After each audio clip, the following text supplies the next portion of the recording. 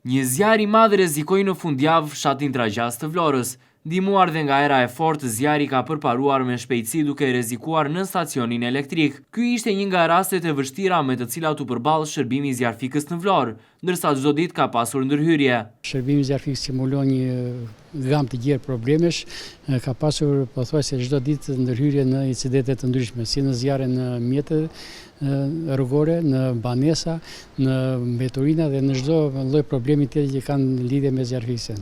Vetëm pak ditë më parë, një tjetër rast i vështirë ishte djegja e një banese dhe rreziku ndaj banesave të tjera në një pallat në lagjen Pavarësia.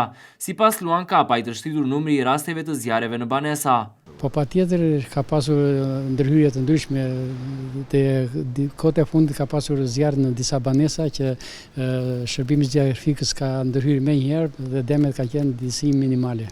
Rastet më të shumta të zjarreve sipas Kapajt kanë rënë në banesa ku jetojnë të moshuar, të cilët nuk kanë kujdesin e dur ndaj sobave që përdorin për ngrohje ose gatim.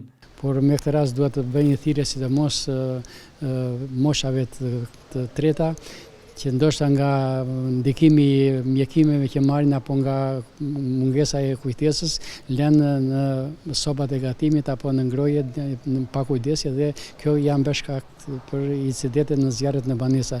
Konkretisht dje dhe para një jave kemi pasur zjarr në 2 banesa vetëm nga sobat e gatimit.